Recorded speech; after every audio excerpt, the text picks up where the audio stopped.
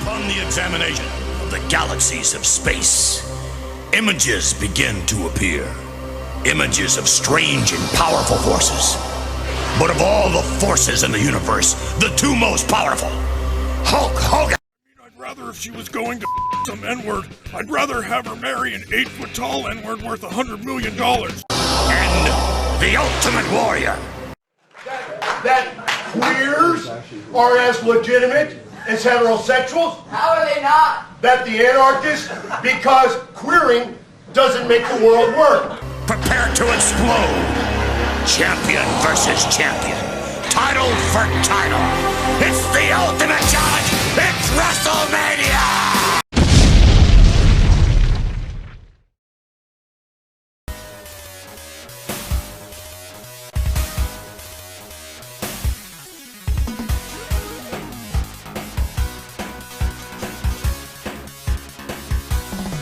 Will to be damn it!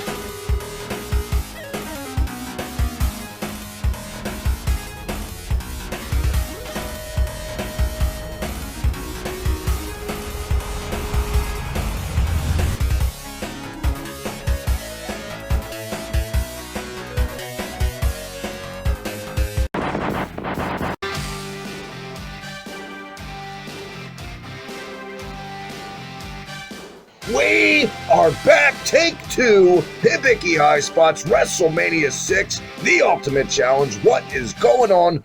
Welcome back to another edition of Hibiki Highspots. If you've caught the show before, you know the drill. Every episode, different guest, different topic, any era. It's Mania season. I figured, what better era to dive into with a first-time ever guest. Break out the marinara and the garlic bread, a little bit of parm on top.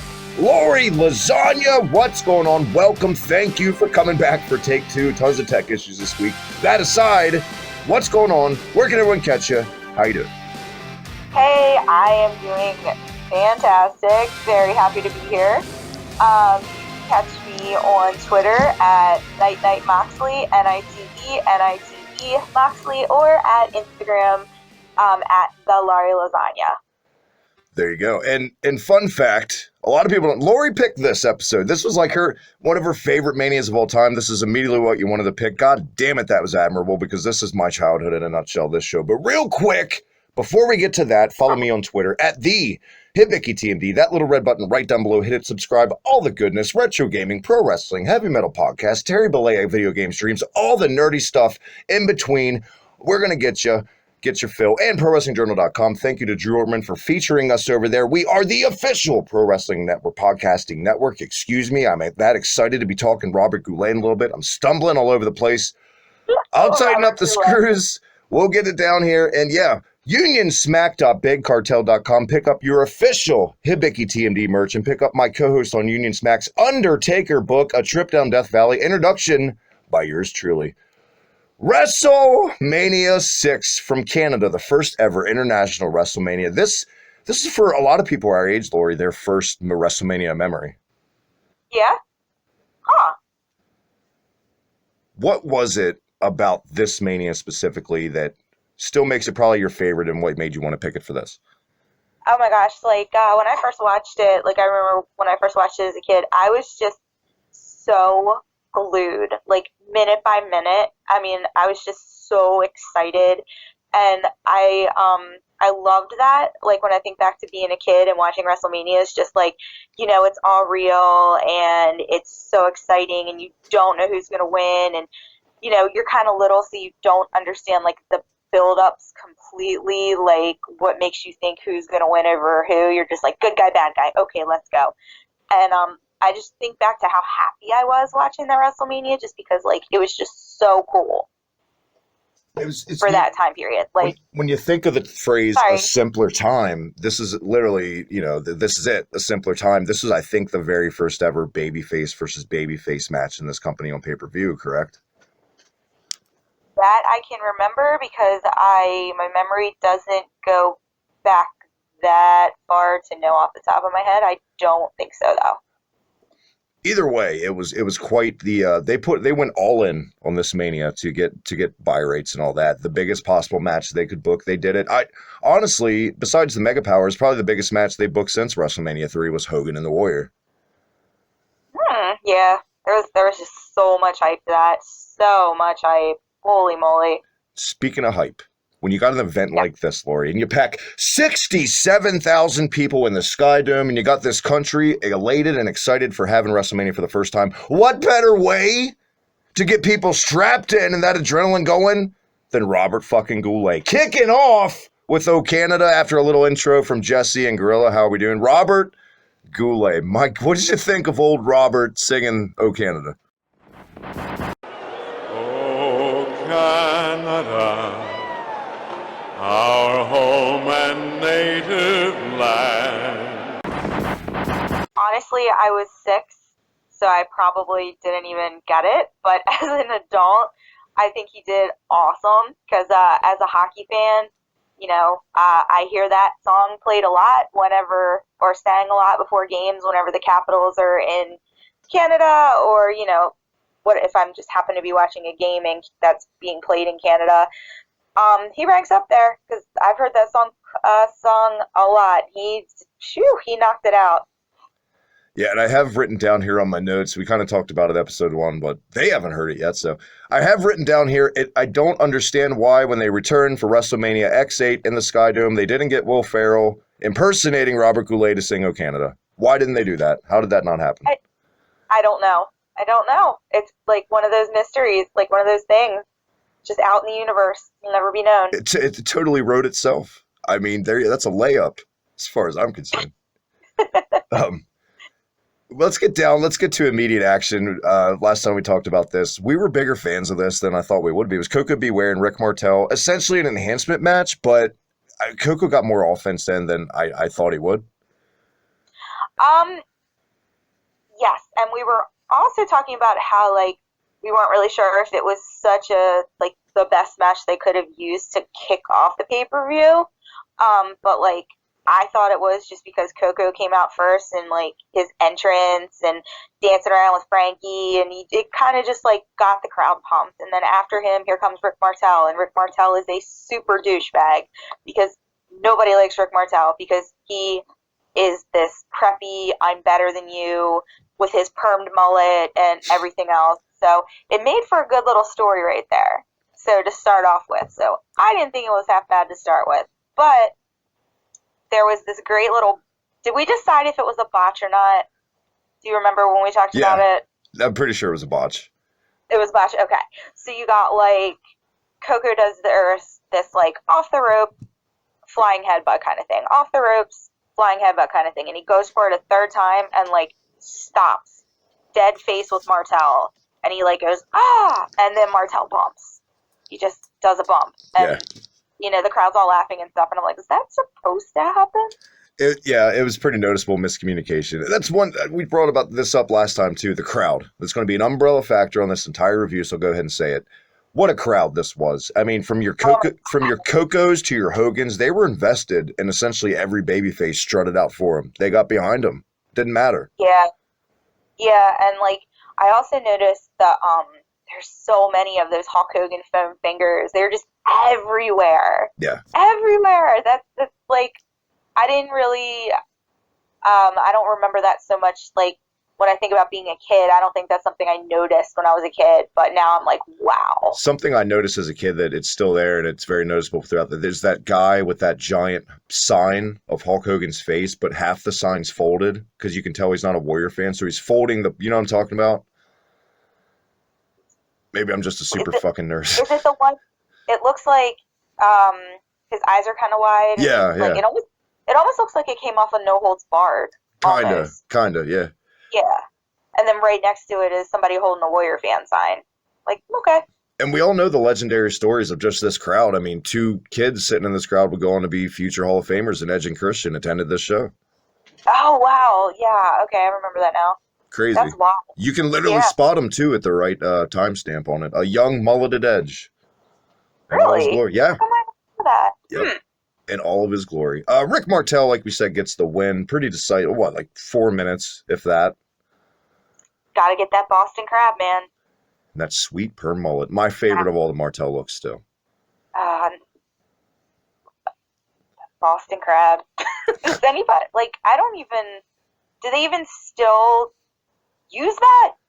Oh yeah, it's called the Walls of Jericho. But I see when Jericho used to do it, he was a little bit younger and he could put more torque on the back. But as he's gotten older, it's essentially just a regular Boston Crab. But I haven't heard the phrase Boston Crab used in ages. Yeah, that's what I meant. Like, I was kind of like, I haven't even heard anybody say that. Have we reached a point with that move where like people just call it Walls of Jericho now? We won't call it the Boston Crab anymore? Could be. Maybe. Huh. Well, you know what, Laurie? You know what time it is? It's time to let the people know that I'm the fucking boss! I'm the fucking boss! Demolition going for that sweet three-peat against the Colostomy Connection. Your favorite match of the card, you were telling me. Yes, it is absolutely 100% my favorite match on the whole shebang. Like, I love this match so much. Like, it starts, like you were saying, Colostomy Connection starts with, like, 2 interviews. Both tag teams are totally, like, follow along with their character. Like, I'm gonna chop, like, Axe wants to chop down Andre, and Smash wants to put him in a semi-truck, and then you got the Colostomy Connection joke that Bobby Heenan turns into a treatment plant joke, and it just, like, all comes together. How much do you think that was Vince's idea, the Colostomy Connection joke, that probably only he thought was funny to begin with? I'm not sure. In a way, I kind of thought Mean Gene would have been the one that slipped that in on his own. Oh, an extra cocktail today, huh, Gene? I get it. No, yeah. I got to tell you, this may be my favorite and best Demolition promo they ever did. Really? Yeah. But let me tell you why they call me the Axe. And he talks about chopping down a tree, and it made sense. And then, I just loved it. It was good. The redwood, and then the Polynesian oak. Yeah. And then Smash talks about, like you said, the tractor trailer, and here comes Sean Mooney right on time. Wow, you guys make it sound like a demolition derby. Now you're getting it. Yeah. And of course, the iconic right at the end of the promo. Yeah. It's no Demolition promo without that. Yeah. My God, what a reaction for Demolition upon this. Holy crap. That place, like, not to use the term, but they blew the roof off.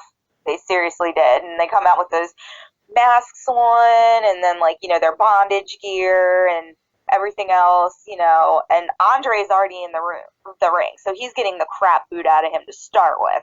So then here comes Demolition, and everybody's like, yeah! So is it fair to say Demolition were trendsetters for 2020 with the masks? And sorry, I had to. The most beautiful part about this match is every guy, maybe not Haku so much, but Andre and Demolition had this crowd, and we'll get to the state of Andre in a second, but they had this crowd eating out of the palm of their hands by doing as little as possible. They didn't have to do a million dives. They didn't have to do high spots. They worked a headlock, threw some punches, and the people ate it up, and it just speaks to the difference in times completely. Don't forget the shoulder grab. The shoulder grabs. Yeah. Grab. Oh, gosh, the massage. It must be so painful. Like, yeah. Let's get it a little depressing, I guess. This was Andre the Giant's last official in-ring for the WWF. He'd have one more match in All Japan, I believe, with Giant Baba after this. But, man, Andre, in my opinion, should have been done after the match in WrestleMania 3. I mean, it was all downward since then, and I get it. There's a lot of pride involved. But, I mean, this is why in 2020 we look at all these lists of 80s wrestlers, they're all dead and gone. There was no thought about their health and safety, and just really sad. This is not the Andre the Giant that legend and mythos want you to believe at all. No, not at all. This Andre, I know I say this is my favorite match, but I do get sad a little bit when I see now older and I see the condition that Andre was really in. Like, basically his kicks were practically love taps, and it was obvious when he climbed into the ring he was in some degree of pain. Like, he shouldn't have been in really be wrestling at all at that point. And it makes me sad that, it could have been by his choice, or he could have been, finagled into it, because to be real, he was kind of a big deal. No pun intended. But yeah. And the heat he got was crazy for that match. They did not like him at all. No, but he was such a pro. He turned that all around by the end of this with the turning him babyface by the end.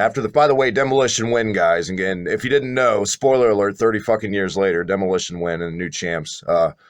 After the match, After the match, I made the joke earlier, audibly, even on the WWE Network still, you hear Bobby Heenan giving Andre the business saying, I'm the fucking boss, loud as day, and it's amazing. Poking him in the chest, telling him that I'm the fucking boss. Yep. Because Andre got tied up in the ropes, and when he got tied up in the ropes, it gave Demolition the chance to double team Haku, get him in the whatchamacallit, finishing move, and then there's Andre tied in the ropes. So Bobby's beside himself over it, poking Andre, and then Andre got angry. How has that never happened, by the way, off topic a little bit, how's that never happened in the history of wrestling where someone called their finisher the whatchamacallit? How has no one done that yet? I don't know. Get on it, people. Maybe there's, because of the candy bar, there's like a copyright? Maybe. But no, Andre turns babyface after this. The crowd loved it, and a proper send-off, I feel like, for the Giant, and just that little iconic trip, which we haven't even mentioned, the little ring carts return from WrestleMania 3. Yeah. Oh, like, I off topic real quick. WrestleMania 3, when they drove those ring carts, they were like speeding. They were hauling ass. I was like watching that. I was like, Jesus Christ, somebody's gonna go flying out of that thing. I thought Moolah was going to end up in the 5th fucking row with like one little stop. Yeah, she's in those heels, and like, yeah. Hey, honey, could you slow it down? Oh, fabulous Moolah. Anyway, that was match. My God, my friend said to me, was this during this WrestleMania? Was this before or after they found out how terrible of a person she was? I'm like, oh my God, Jen, just watch it. What a stigmata that woman has built for herself, even after she's dead. I know. I love this match too. It holds up. But if you're going in this for the in-ring, you're just an asshole. This is all about the spectacle, the aesthetic, and just that emotion it evoked. Yeah, definitely.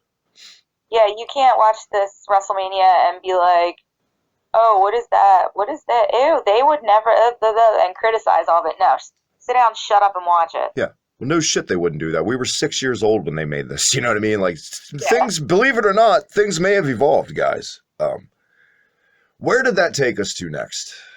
That took us to, drumroll please, Mean Gene and Jimmy Hart with Earthquake.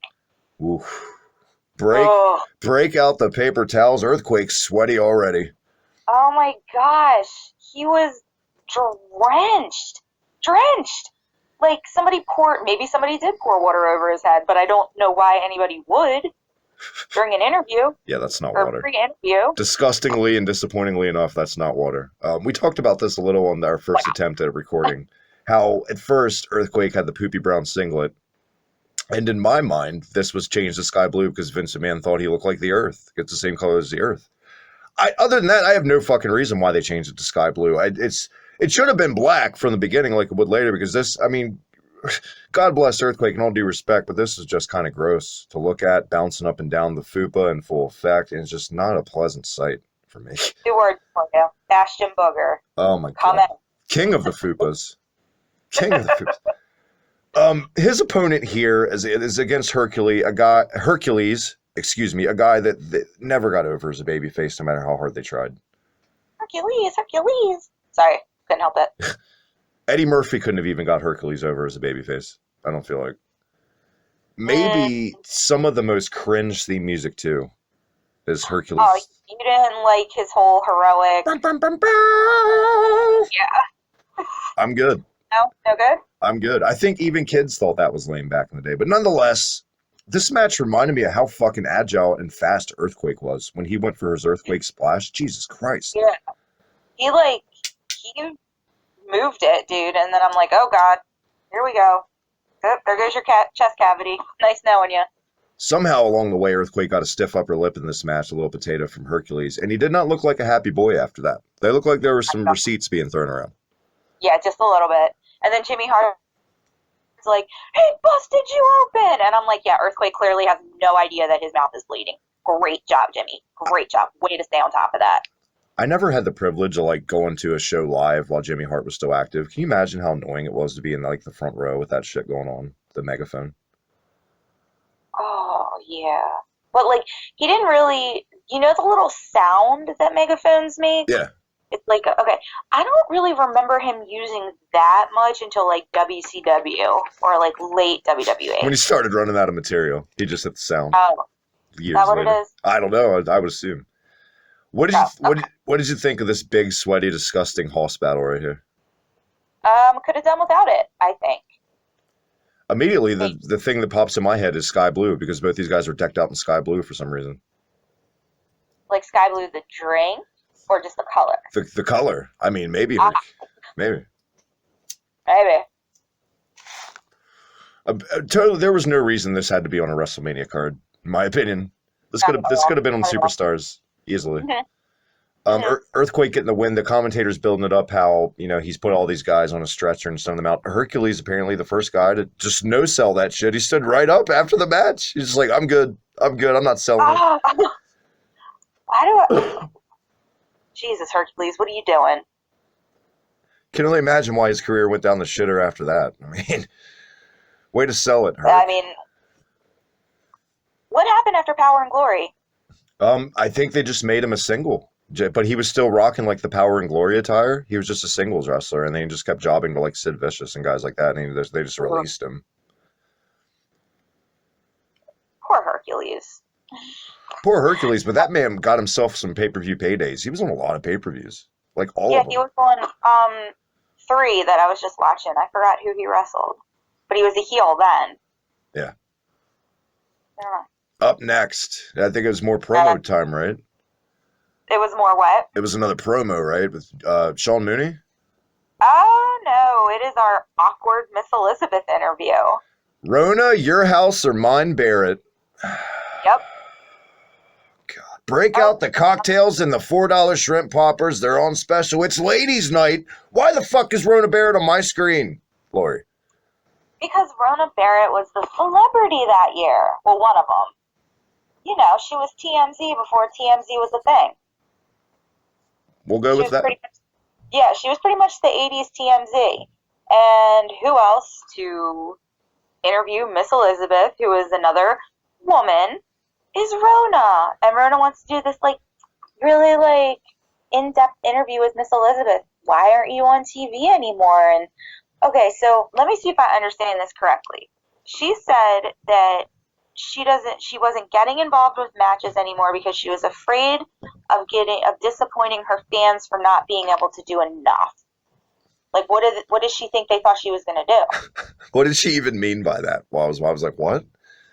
I guess they think I can't even wrap my brain watching around it, if you're going into it for the first time and you take away, you're like, does that mean you went to wrestling school in your time off? Like you're a worker now? Right. Right. Yeah. You'll see a far more active Miss Elizabeth. Okay. Check. With the same monotone fucking delivery as ever. And by the way, for someone that got paid and was the TMZ of her day that made a living off talking to people, she couldn't have been more worse at it, Rona Barrett. This was awkward and boring and... Yeah.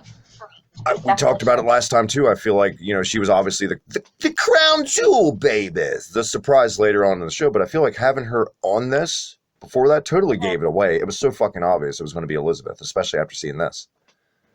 I think I was so confused after the interview, I didn't put 2 and 2 together. Now, this is when I was 6.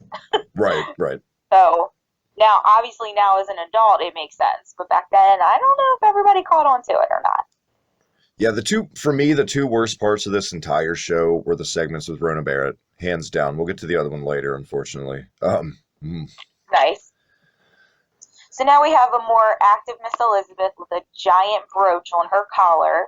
Don't forget that. I know you were dying to talk about it. Oh, what was it even a brooch of? Was it like I don't even know what it was. I was too distracted by the fucking Crocodile Dundee jacket. Don't forget the polka dotted dress Rona was wearing. Well, I'd mentioned the hair, but last time you scolded me for mentioning the hair, so I won't. Miss Elizabeth's hair? Yeah. It looked okay. It looked like a hunter's hat or something. I don't know. One of those Canadian hunter's hats. Right. Well, she was in Canada. I see what you did there. Huh? I'm getting it. You're a natural at this. Where did that take us to next? we are now with, oh, that little shit. We're going Brutus Beefcake versus Mr. Perfect with the little shit and his scroll. Yep, Lanny Poffo.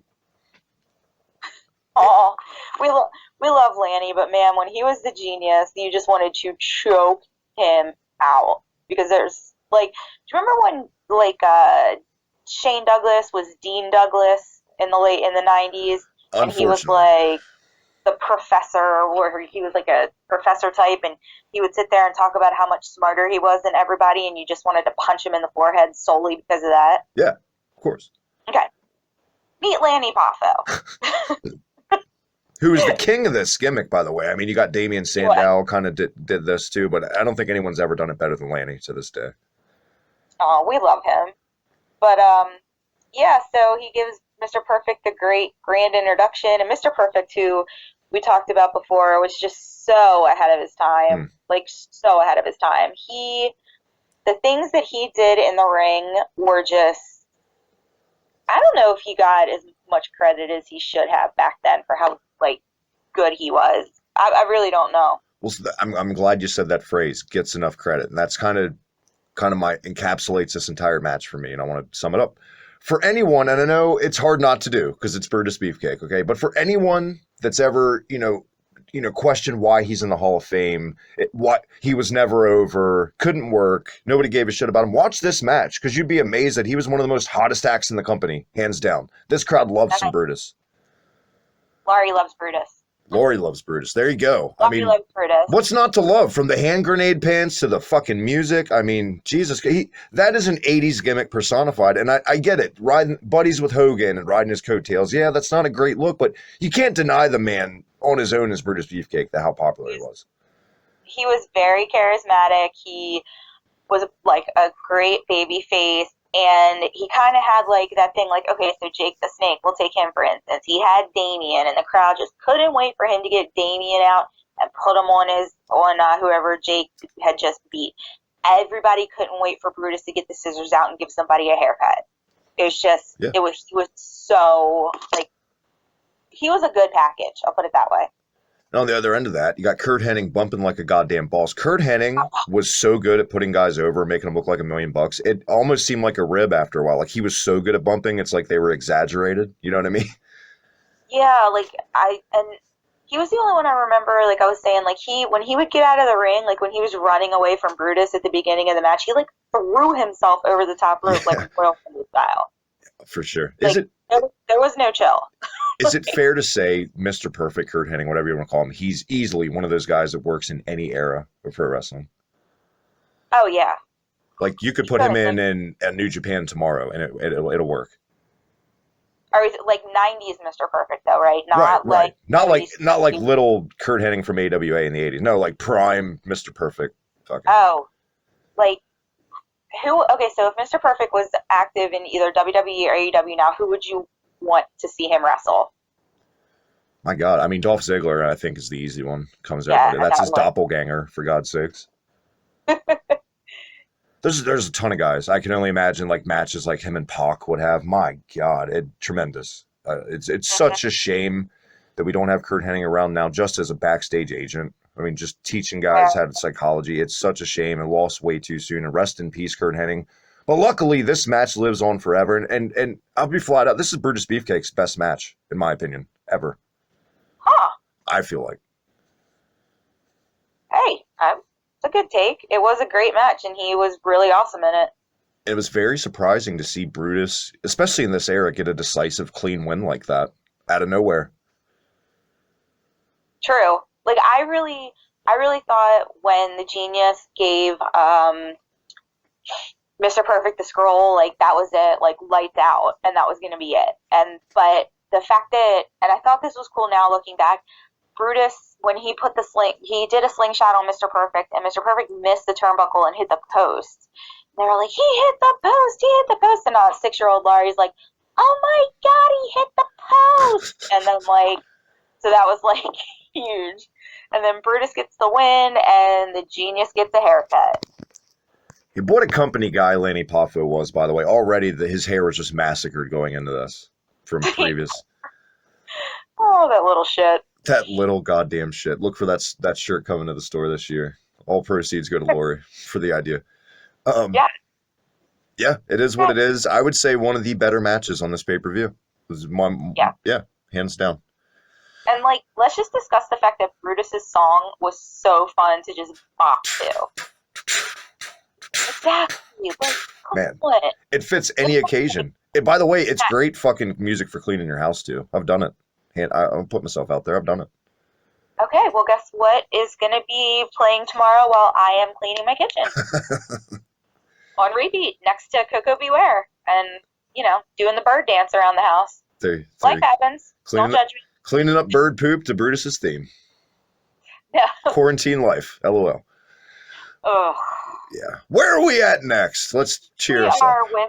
We are with Mean Gene, who is interviewing Roddy Piper, who is painted half black and half not black. Break out the cocaine, get a line out for yourself. It's a Roddy Piper promo from the early 90s. Holy shit, to this day, I don't even know why he painted himself half black. I don't even really think he did. I've seen it in shoot interviews. He's come out over the years saying he was looking for so much. He was so desperate to have material against Bad News Brown, his opponent. It would never fly today, right? But he would use like Nelson Mandela references in his promos and stuff like that.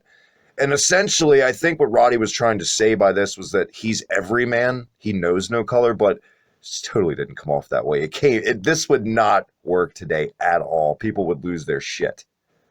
What I gathered from it, and I heard a shoot interview. I was listening a couple nights ago because I remember telling you, I'm like, I don't understand what Roddy Piper's doing here. Yeah. So he was doing it like Bad News Bear. Wow. It's all cool. Bad News Brown had like zero charisma, zero. So like Roddy Piper had to work with that.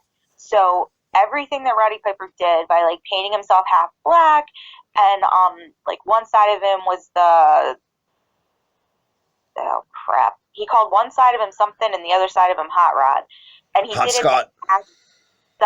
and he did it to agitate Bad News because it just made him infuriated. So everything that Roddy Piper did, like he was in the cart coming down to the ring and he was like jiving, and then he gets in the ring and he's like dancing around and he like makes this big spectacle about taking his skirt off, and like the whole thing is just driving Bad News Brown out of his freaking head. Yeah. So it was some kind of psychological thing to get it, Bad News Brown. Like he pulls out the Michael Jackson glove in the middle of the match. That is so damn random. Mm-hmm. So random. I think that's the word that comes to my mind immediately. It just sums up this whole match, and Roddy Piper gimmick is random. And Roddy and Jake Roberts and guys like this, they are such masters at even the little things. Did you even notice on the card entrance the Black Panther Nation of Domination hand sign that he's never done since, but for some reason did it during his entrance? Oh, wow. Yeah. Yeah. I mean, as far as the match, there's nothing to talk about. This was early WWF, the epitome of early WWF. Trash, throwaway, schmoz finish when it got no guy over anymore, any less. And I'm sure it was a case of, that one guy didn't want to go under for the other guy and all that. And reading shoots and stuff, after this, Piper was disgruntled and was actually putting out feelers to not Jim Crockett, WCW, about jumping ship, but he never did. He would end up on commentary for the rest of the year. This was really his last storyline until he was like IC champ 2 years later. I mean, what a shitty use of Roddy Piper, in my opinion, at a WrestleMania. That's what you got for him? Really? At 7, he was in Virgil's corner when Virgil turned on Ted DiBiase. Right. And that was a big dramatic spectacle in the ring at the end of the match. So that was, you're right. And then I was listening to the shoot about him painting himself and how he couldn't get the paint off. And he went out to a bar and woke up the next morning with a cowboy hat and a 4-foot Mickey Mouse that he was bringing home to his daughter. Yep. What an unbelievable story that is, by the way. And apparently there was this solution that would take it off, and Andre the Giant and Arnold Skolin dumped it out backstage is the myth. And then... Oh, he said it made him bleed. Yeah, well, like the makeup lady started trying to rub the solution, but it was just water. They replaced it with water. And after like 5 minutes, she noticed he started bleeding and it wasn't coming off. She was like, oh, fuck. Oh, damn. What a dickhead rib that was. My God. How pissed was Piper, you think? He went out and drank that night, so he couldn't have been too mad. Oh my. But yeah, this is not worth your time as far as in-ring, in my opinion, guys. Don't go out of your way to watch this one at all. I don't feel like. Double count out, they fought to the back, the end. Pretty much. Is it time to tickle those ivories with Steve Allen? Oh my gosh, it is. It is in the perfect backdrop in the area he needed to be in the men's locker room shower to play the piano. Can I just say right now, what a refreshing, unbelievably good job Steve Allen did in this. Yeah, it was funny. He was really good. Apparently, listening to the Bruce Pritchard podcast, he was a pleasure to work with. This was all him. He wasn't given a script. He just ran with it. He was the people that, who the fuck is Steve Allen? I actually know who Steve Allen is. He's the original host of The Tonight Show before Johnny Carson. So that's kind of where he got his foot in the door. Yeah, him and the Bolsheviks, man. Just a little, this was like 30 seconds, but it's just pure entertainment. Nothing but a smile on my face watching this. And just the confusion of Nikolai Volkov and just all its glory. My God. The part that put me out was when Steve Allen started playing All Around the Mulberry Bush, and Boris Zukov gets mad, and he's like, "Hey, that's the Polish national anthem." Oh my God, put me out. Or when Steve Allen starts playing chopsticks, and he's like, "Hey, Nana, perestroika," and just all these little things. He was great. Oh, Nikolai was heated, and when the toilet flushed, Nikolai was so heated. And the Bolsheviks, by the way, squashed by the Hart Foundation in like 20 seconds. Up next. Mm-hmm. I feel like the seeds were being planted, especially in this match and right here, for just the Harts were winning those titles by SummerSlam, which they would from Demolition. And don't get it twisted. I feel like the only reason Demolition was ever turned heel is because the Road Warriors were coming in. I feel like if they weren't, Demolition would have stayed faces because they were one of the hottest acts in the company. They were. True story. So the Bolsheviks, they always wanted to sing their national anthem, like when the match were to start. So the Harts come down first. No leather jackets, might I add, which is a little disappointing. So they go to start singing, and the Anvil is not having it at all. Typical Anvil temper. He does not want to do it. Brett's trying to calm him down. Nope, they attack him from behind. And within like 0.6 seconds, the Harts do their finisher, and the match is over. Can I ask you a question, Laurie? What's up? How are the Harts baby faces in this? Because, what year was, okay, so nobody liked Russia. We'll start with that. Nobody liked Russia, right? Yeah. Essentially. So, the crowd was angry at Russia. So here comes Nikolai and Boris Zukov, who are Russians, who are throwing their Russian propaganda at this point, Canadians, but also Americans. So that makes them huge, huge heels. So they're trying to sing their national anthem. Nobody in Canada wants to hear this. Nobody in America never wanted to hear it. So by the Harts, like, interrupting and putting them on their faces, that makes them the good guys. It's just so crazy how wrestling works sometimes. Like that, in my opinion, that's the ultimate fucking heel move, is attack somebody during their anthem. But fans ate it up because they were the bad guys. It's that simple. Nowadays, people would write in 50 letters to WWE complaining if they did that kind of shit. Because they did it with Rusev a couple years ago, remember? Rusev. Oh, yeah. Ugh. Yeah, it's old school and it's great, and it worked. The fans ate it up. And I mean, another piss poor excuse, use of a talent in a WrestleMania of 20 seconds of in-ring for Bret Hart, but at the time and what they were trying to do with them getting the belts, I mean, it made sense. There were for real, there were like 14 matches on the show to begin with, something like that. Oh, the other thing was that even back during the Demolition Colossal Connection match, Gorilla Monsoon mentions that the Harts have already challenged whoever wins the title. So you're right. Then the Harts go and win that match, and boom, set up. Hello. Man, I'm loving the dedication, Laurie, the little details. You're right. They threw it in, and I totally forgot about that. Where are we detouring next on this voyage known as WrestleMania 6? We are detouring at an interview with Dusty and Sapphire where they discuss the Crown Jewel. The Crown Jewel, baby. And we are not talking about that shitty pay-per-view in Saudi Arabia, mind you. Carry on. They should use Dusty's soundbite from this for those pay-per-views from now on. The Crown Jewel. Yeah. Don't Dusty is way too good for that trash. Don't even. Well, I would pop at least. I mean, I'd be happy. That's all that really matters. This was another standard Dusty Rhodes promo, given some silliness to work with the burden. I'm going to flat out say I can only imagine how frustrating it was for people like Sherry and Savage and Dusty, all these veterans, to have someone green as goose shit like Sweet Sapphire out there with them. And I've seen numerous tales where Sherry hated working with Sapphire because they took this match and they ran the whole fucking house show loop with this for like 3 months after this. So this was these guys saw quite a bit of each other that spring and early summer. And I mean, the match, it was a spectacle match, and I can't give it shit for not living up to what it should. But again, I'm a broken record right now. Another piss poor excuse to use Dusty Rhodes and Randy Savage at a WrestleMania. I'm sorry. I feel like they deserve better placement than this kind of match. I can agree with that. Yeah, but I think after weeks of the way they built it, where and if this would happen now with one of the guys putting their hands on one of the women, holy crap, end of the world. That's a fine line because, I mean, on the other end, you got people vouching for like Tessa Blanchard and equality. So I don't even know what people would say nowadays, to be honest, because I don't think people know what the fuck they even want. That's a valid point. I liked Sapphire. I thought she was adorable. I don't think she was meant to be a wrestler. So, like, why they pushed that on her is beyond me. But, I think that the match had, like, a really good build-up. Can we just discuss real quick that Sherry's outfit, when she came down to the ring, like, she looked like a Disney villain. It was so cool.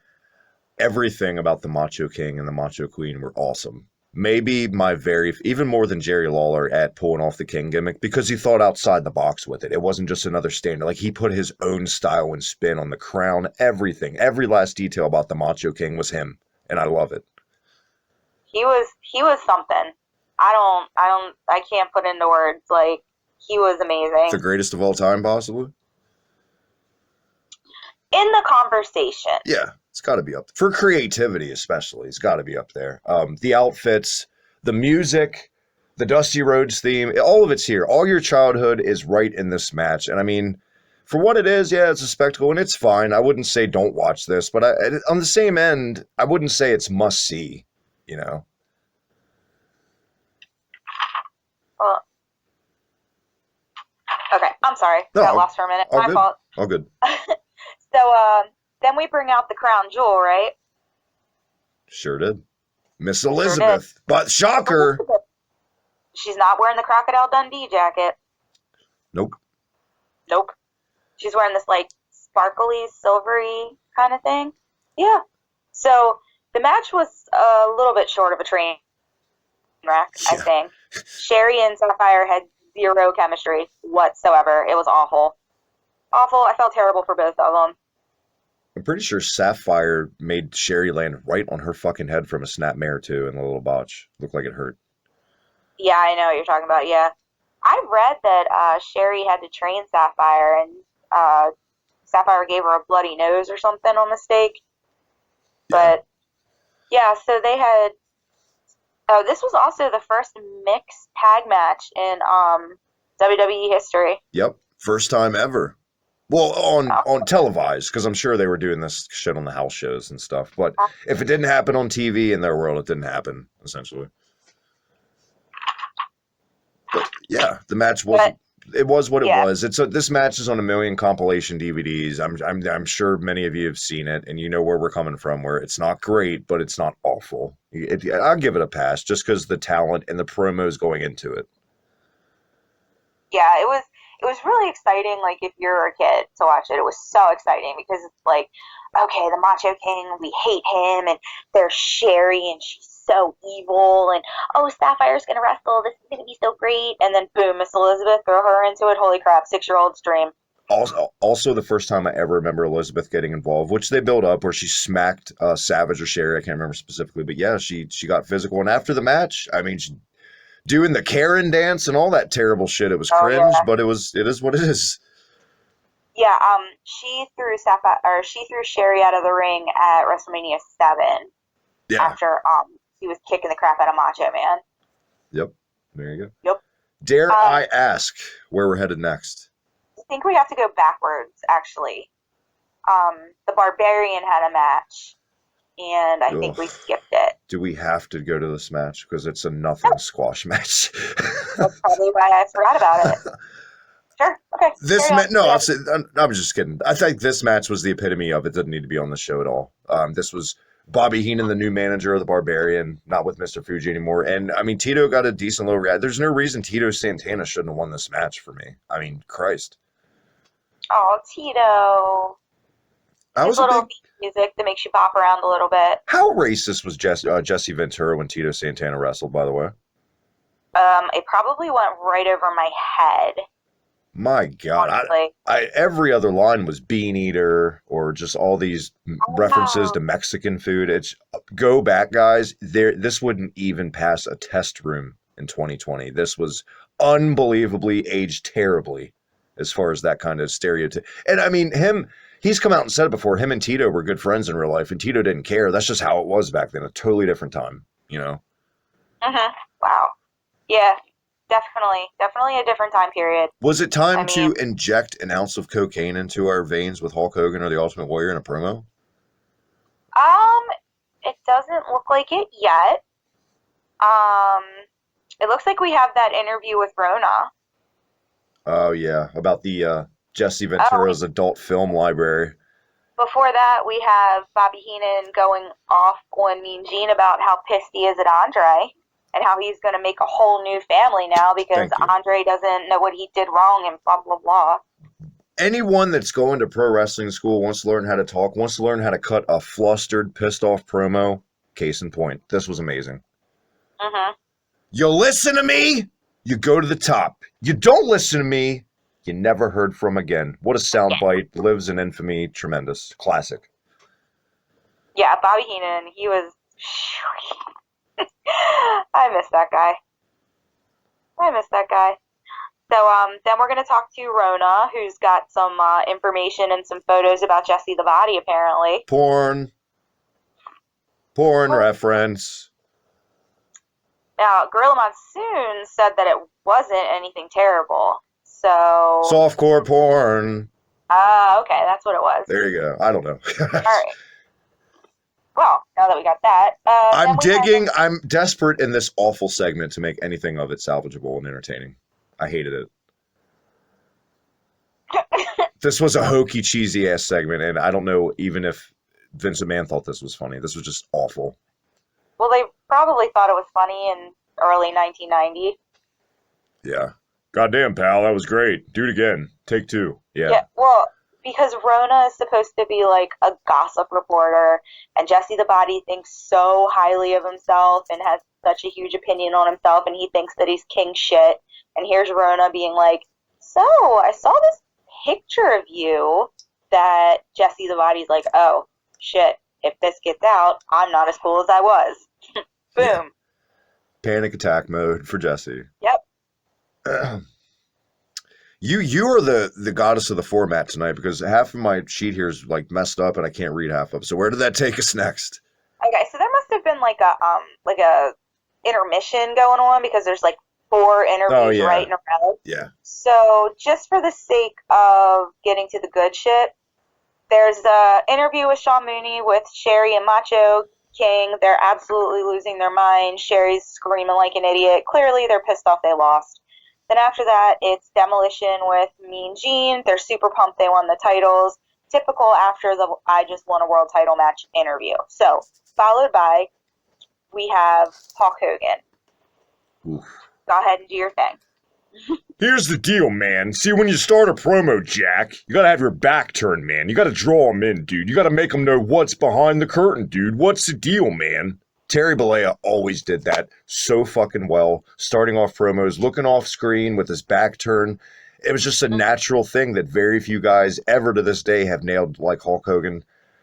I still don't know what the fuck Hulk said in this, but I mean, it worked. It sounded good. It's just maybe his most incoherent promo ever. This is where the power lies. Point to, this was a very biblical sounding promo. It sounded religious in a way. Yeah, they were both like really went real deep with them, but made zero sense. Well, at least Hogan's, as incoherent as it was, he still felt like a babyface. Because on the other end of this, immediately with the Warriors promo, pushes Sean Mooney out of the way, calls him a normal, say you don't deserve to breathe my air. What a fucking heel! Right. Who's cheering this asshole? And then he's talking about, I want the little Warriors and the Hulkamaniacs to be together, and like all this other goofy shit. Like, bro, like, please. I'm aware, guys, that he's passed on. You know, it's the respect for the dead, but I never got it as a kid. I hate watching this, going back. Hogan was my guy, and this drove it home even more that I didn't like the Warrior after he beat Hogan. I never even got Warrior as a kid, and I just one of those cases of I cannot stand the guy, cannot stand the real life person and his awful takes, and just never got the Warrior. Never. I was not a Warrior kid. My kid brother liked him, but I was definitely not a Warrior kid. Didn't it seem that way? Because my younger brother was a huge Warrior fan too. It seemed like that was the younger sibling's favorite for some reason, just to be annoying. Maybe. Know? What did you think of this ridiculous fucking promo? I needed a translator. Google Translate and just put in Ultimate Warrior. Right, exactly. And like 3 books of paragraphs come up. I think they both were saying the same exact thing. Listen, I rule the world, and you can't have my title. Pretty much it. This was also a very heel Hogan promo for the time. Usually he's about American pride and the little Hulkamaniacs. This was a very egocentric promo on both ends, and these are your 2 top babyfaces, and they just came off like 2 total dicks and prima donnas, in my opinion. This is true. Yeah. Oof. Maybe that's their way of that was their way of showing how serious they were about this whole situation and try to like build up more anticipation for the match, because you're like, whoa, did you hear what Hulk Hogan said? Oh my gosh, this is gonna be crazy. He's so angry. He never talks like that. Yeah, well, at the time, I mean, everyone was glued to the TV because A, it's 2 baby faces, and B, this is the first time Hulk kind of seemed like a heel, so you were invested immediately. And I get why they kind of put a different spin on their characters, but as far as it aging and going back, on paper, it just kind of didn't fit either guy. I think we're back to more in ring, though, right? Yes, we are at the Orient Express with Mr. Fuji versus the Rockers. This was, I'll say it flat out, pull the curtain back. This was a punishment on the Rockers for doing the JOB in this match. They had an in real life fight about a month and a half before this. And, you know, the horror stories of Shawn and Marty partying. Yeah. And even Gorilla on commentary doing this was burying the shit out of the Rockers, saying they don't look cohesive today. They look lethargic. I was like, my God, Gorilla, give away the finish much? Shit. Yeah, they did. I mean, he did. He was, I always thought that too. I was like, why is he saying that? It's so awkward. But it's weird that it ended in a count out instead of like one of them eating the pin now, if people were mad at him. Right. Well, you would think, you know, it's the biggest show of the year to showcase, you know, one of the hottest teams. And it's not like they're wrestling the Road Warriors. It was the fucking Orient Express. Yeah. Yeah, but basically, Marty Jannetty goes up on the top rope. Here comes Mr. Fuji with the cane. He distracts Marty. Sato comes running around for the other side, gets him in the face with the salt. And then it's funny because, like, Marty's, like, sitting there, like, oh, covering his eyes. And Shawn Michaels literally just breezes them. And he's like, you all right? Yeah. And keeps going. And Marty, like, trips over the guardrail and falls in the front row. Classic, which wasn't meant to happen, by the way. A Botchamania staple. Because we haven't mentioned it at all. The mats outside the ring are a little bit elevated on a stage on this show. Mm-hmm. So the guys obviously weren't used to having that little, like, 2-foot dip, obviously. So he a tumbling Marty went. Yeah, front row, here I come. Thank God for that family of 4 in the front that kind of helped him and saved his life, too, for Pat. Yeah. What would you have done? I would have been like, sir? I think that was also the era, too, where, like, fans at live events look for any excuse to touch the guys. They like that made their night. Oh, I touched his hand. Or I'm sure people loved it that one of the Rockers just fell in my fucking lap, you know? Yeah, that would have been pretty fun. For me, personally, come at me in the comments on Twitter. I don't give a shit. The Rockers are still my all-time favorite tag team ever. Yeah. They were amazing. Like, I was traumatized when they broke up. We have very traumatized. We have talked about it in DMs and our therapy and our PTSD from the Rockers breakup. I don't know why it was for me still to this day. I don't think, when they would use the term tag team specialist, these guys just encapsulated what tag team wrestling was. Two guys thinking as one. I think of the Rockers. And the energy they brought and the look for their time, they were the coolest fucking thing around for kids of our time. It was the fucking Rockers, man. You can't beat that. Oh yeah, I had their poster on my wall. I thought they were the greatest. Do you remember the obsession and the trend in the early 90s of the painters hats? Yes. I had a Rockers neon green painters hat. Sick. Put myself out there. That's awesome. It was what it was. Probably, man, the most disappointing Rockers match. Besides the one where Sean has to work a match by himself against Power and Glory. Besides that, this has to take the cake as me. Are you talking about SummerSlam? Yeah.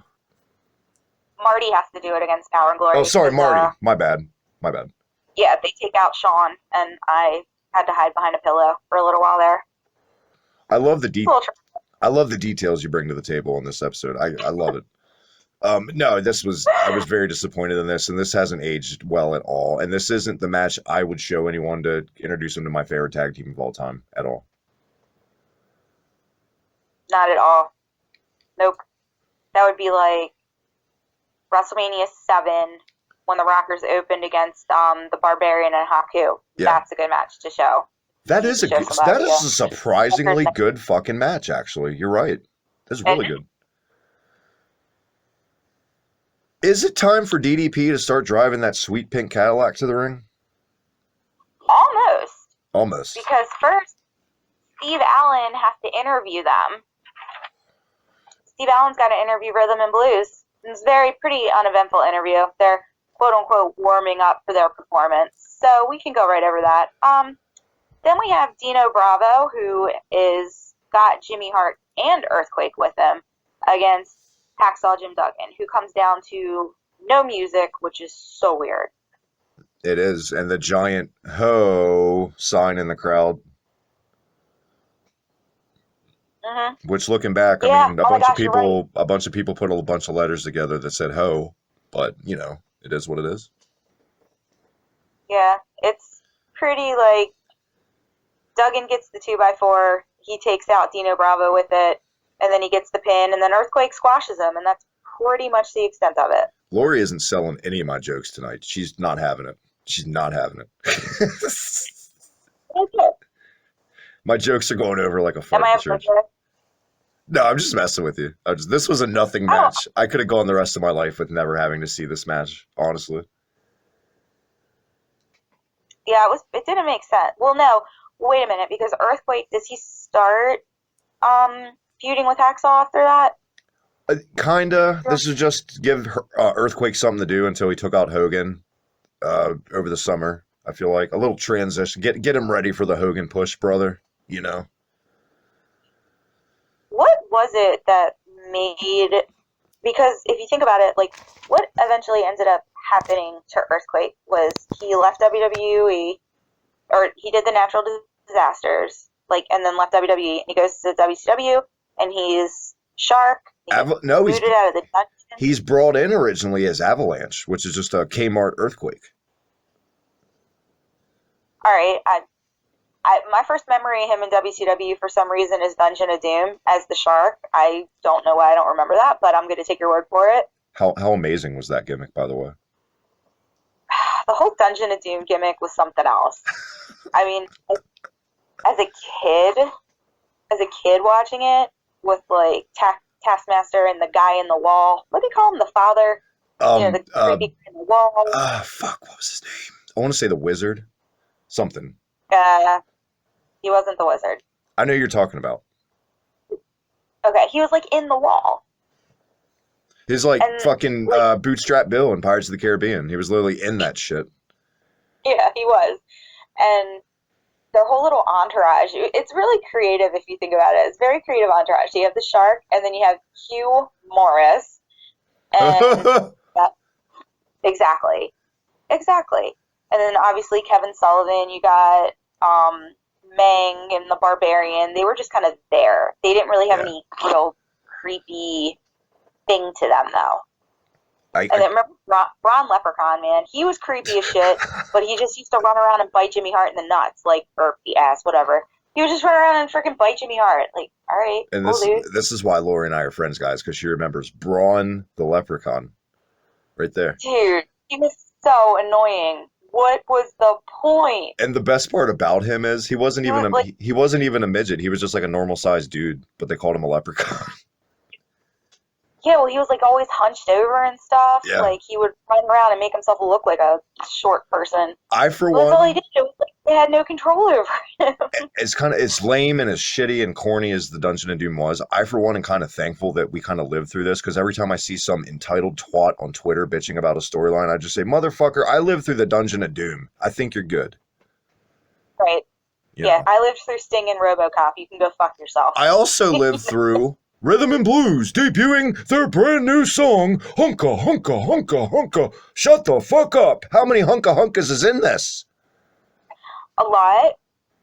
So DDP takes them to the ring in their pretty pink caddy, and there's Jimmy Hart holding up their gold record and the Bobby Soxers that are in the front seat bobbing back and forth. Oh, yeah. Yeah. We're running... The Honkat. The Honkettes. We're running short on time, so we all know the story about DDP, and he drove that motherfucker from Florida to Toronto, and he didn't even get a gig for it, and it is what it is. Probably another worst segment on the entire show was this, with the bushwhackers, undercovers, reporters, and just the... How much did Greg Valentine hate doing this, you think? Couldn't sing to save his damn life. Ooh, and I get it, like, that's the joke. But at some point, we got to sacrifice the joke for the sake of just being bearable, because this was unbearably bad. This was fucking awful. Yeah, Jimmy Hart can sing, though. I'll give Jimmy Hart that. He can sing. He sure can. This was, I mean, what red hot feud did this lead to? None. There's just the bushwhackers beating the shit out of Rhythm and Blues, and off we go. And that was it, right? You didn't feud? I don't know. And I don't want to know. It's that bad. Ugh. Can we discuss Akeem for a minute? We sure the fuck can, because that's one of my low-key favorite gimmicks of all time. Let's do it. I loved it. Like, I think the only part I loved being able to dance to Jive Silvero when he came down. And I would always just be like, oh, look at this fat guy dancing around. This is cool. And then I'd just be like jiving around with it. No concept that Slick was supposed to be a pimp. Zero concept of what the song was even about. I basically knew that, like, they were the Twin Towers, and Ted DiBiase tried to pay off the boss man. The boss man said, go fuck yourself. Next thing you knew, he became a cop. Or was he a cop when he was with the Twin Towers? He was, well, quote, prison guard, but yeah, he was the evil prison guard with the Twin Towers. Okay. Well, now he's all of a sudden a cop for Cobb County, and, blah, blah, blah, blah, blah. So $1 Million Man ends up kicking Boss Man's ass before the match, because he was chilling under the ring before it, and then Boss Man ends up winning anyway, so it was pretty cool. My fucking Christ, and I can't believe we forgot one of the best parts on this show, and the whole reason Ted DiBiase was even under the ring. Jake the Snake Roberts and Ted DiBiase. We just covered this on a promo class. My buddy Eric, go catch it on demand. The Muck of Avarice promo is one of the greatest goddamn promos in the history of promos. It really is. It really was. It's tremendous, and I can't gloss over how great that Jake promo was enough. And the match, very good. Very good, and you could tell the guys love working with each other. It just came so easy. Yeah, it was very dramatic. It was very dramatic. And Jake was super, super over. I loved when the crowd started chanting, like they knew that Jake Roberts was ready to DDT him, or he was going for his DDT. The whole crowd's just chanting, DDT, yep. DDT. I loved that. The master at that was Jake Roberts, just getting people to eat out of his fucking hand. Yeah. And, Mary Tyler Moore. He ends up giving Mary Tyler Moore $100. That's true. Mary Tyler Moore at ringside. Tyler Moore. And it's not like today where, like, they show celebrities outside and they come out for, like, 5 minutes. And then, no, but Mary Tyler was out there the whole show. She was a huge fan. You could tell. They kept cutting to her. Oh, she was so excited. She was really excited. But, like, so there was, like, some dramatic points with the $1 Million Man getting the $1 Million Dream one. But anyway, he does gets him at the DDT, gets his money, chases Virgil out. Virgil comes out and supposedly saves the $1 Million Man, but we don't realize that the $1 Million Man chills under the ring until Boss Man comes out so he can bust his ass a little bit. And even with that attack on the Boss Man, I mean, him and Akeem went 2 minutes after the Boss Man won. Did what? Even with that attack from DiBiase, I mean, realistically, the Twin Towers match went like 2 minutes before the Boss Man won. That was a quick one. But Akeem, man, when Boss Man was throwing him from corner to corner, and Akeem was taking these long, dramatic, like, steps when he was getting pushed from corner to corner, and I'm like, uh-oh. Akeem is one of those guys when, like, you would see him Irish ripped into a corner, you really thought the ring was going to break because of how hard he hit the turnbuckle. Yeah. Oh my, he was a big man. Akeem, the gimmick as a kid confused me because as a kid, I just kind of assumed he was a babyface. And I liked Akeem as a kid because nothing about him was really heel. He was this big, friendly, dancing buffoon. Just happened to have a pimp for a friend. Who was from Africa. Quote, Africa. Akeem was from Africa. On a scale of 1 to 10. I don't think I really... Good, Laura. I just really, like I said earlier, I don't think I really understood, but I know I like to, like, jam to the song. So I think I associated, like, oh, cool song, cool dude, let's go. On a scale of 1 to 10, how bad would people shit on the Akeem gimmick today? 110. Thank you. Yeah, it wouldn't last 2 seconds. Not at all. Not at all. Kind of like this match. It didn't last 2 seconds. It what? Kind of like this match. It didn't last 2 fucking seconds. Okay. And then a real quick one before we get to the main event. We had Rick Rude versus Superfly. Rick Rude didn't even have his good song yet. That was so disappointing. Yeah, but low key, some of the best. Superfly with Rude Awakening. Not the best music. Not the best music yet, but low key, some of my favorite Rick Rude tights ever. The little jungle theme. Superfly. No, Rick Rude's tights with like the parrots on them and the jungle. Good stuff. Sorry, my phone was spazzing out for a second. No, yeah. It's all good. Jungle tights. Jungle tights. Got it. So yeah, jungle tights. Yeah, and then here you go. All yours. Let's go. Let me hear your intro for this main event, man. Hit it. Fucking waste of time. See what I did there? Huh? Yes, I did. I loved it. This was awful, and another piss poor showcase of a talent like Rick Rude. I'm sorry. This was not good. No, it wasn't. It didn't make any sense. Poor Superfly. He was just there to kind of stick around because of who he was, and that was it. How many people in the crowd do you think went, "You're a murderer"? It's Snuka. Did people even really know about it? Kinda. It was kind of mainstream in like the mid 80s, and then it kind of got swept under the rug, and obviously younger fans had no fucking clue, but I'm sure older fans knew, you know. See, yeah, because like my dad was a big Superfly fan, and I feel like if my dad knew that, my dad wouldn't have even like let me cheer for him. Right. That's just kind of like, so I feel like maybe it wasn't as known. And sadly, man, this is another match on here, one of so many where everyone in it is no longer with us, and it's just crazy. Oh yeah, that's why I like watching the Dusty and Sapphire against the King. That one I always like. I'm like, no, they're all gone. Why? But yeah, it's Rick Rude's another one. Too soon. Way too soon. What an unbelievable performer Rick Rude was. My God. With that. Good. Yes. Good. I don't think I had anything really relevant to say. All right. With that, it is now time for the main event. One of the biggest matches in the history of wrestling, my childhood, whatever you want to have you. Ultimate Warrior, Hulk Hogan, the match. I mean, your favorite match was the tag match. I love that match, but this has to take the cake. Not for in-ring, just spectacle. This match had everything. The fans were on 100% on a ride for this. Who told the Ultimate Warrior it's a good idea to paint your tits is what I want to know, because it looked dumb. Nobody ever, like at this point, I don't question anything that he did. because, like you said, cocaine. Yeah. And I mean, and then I like how Jesse Ventura was questioning why he came running out of the crowd or running out in the ring. He's like, why is he running down the ring? He should be saving his energy. And I'm like, yeah, there's a cart. Why are you running? Oh, I love that. I love that little detail from Jesse when he said that. It made sense. Oh, Jesse. But yeah, of course, Hogan and the Warrior can't be fucking bothered by the ring carts. Neither one of these guys use them. The only guys on the show not to use the ring carts, of course, are Hogan and the Warrior.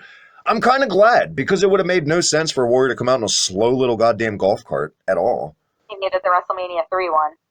It's true. It went faster than he fucking ran, for Christ's sakes. There's a bunch of them that didn't take the cart back to the back, but yeah, your Rhythm and Blues clearly drove, but Right. yeah, good point. What can we really say about this match that hasn't already been said? Probably not a whole lot. As I look back on it now, I see that they were very much built up as equals, kind of.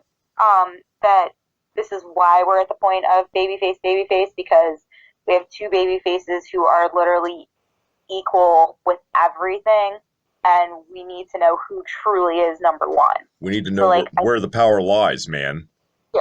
So I feel like the crowd was more towards Hogan, but I definitely think the crowd might have been a little bit more towards Hogan, but the Warrior definitely, he had them. It was pretty intense. That's the best way. I mean, I felt like the crowd was just very, very intense. I have been waiting. I've been doing this for almost 6 years, Laurie. And I have been waiting for 6 years to talk about this spot in the match. My favorite spot in the match isn't anything that added to the story, wasn't the finish, was the legendary, meme-worthy blowjob test of strength spot with the Hogan and the Warrior. You know what I'm talking about. We've seen the memes. It still holds up. It's so fucking amazing. How did the Warrior not think what that was going to look like being shot on the hard cam doing that with his head?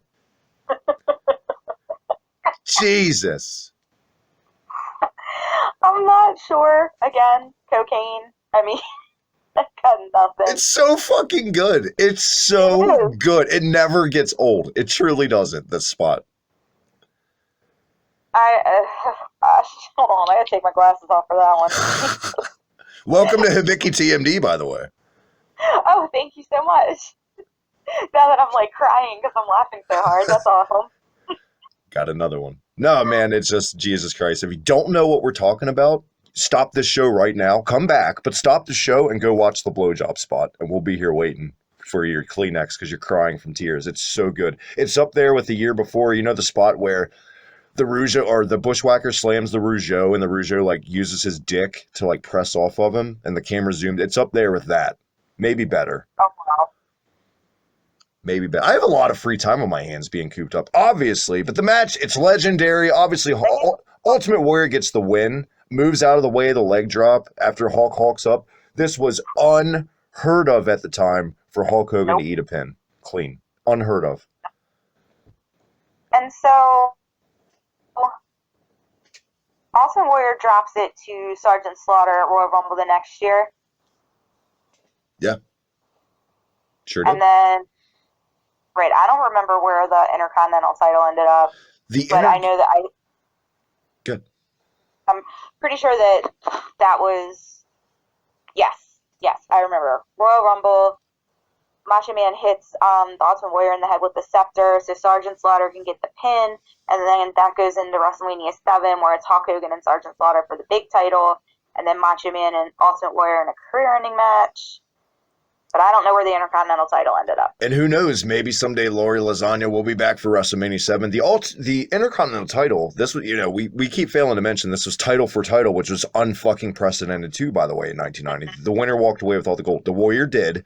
It was then vacated, and they had a tournament on Saturday night's main event, and Mr. Perfect beat Tito Santana in the finals. And that's how Mr. Perfect got the Intercontinental belt. Aha! So why was the IC title vacated? Because he couldn't hold both of them. Let him have it. To my understanding, on all the shit I've listened to, like Bruce Pritchard and all this podcast, Vince just thought it was hokey for a guy to have two belts. There was no real reasoning besides Vince didn't like it. Shocker. Oh, yeah. Jinx.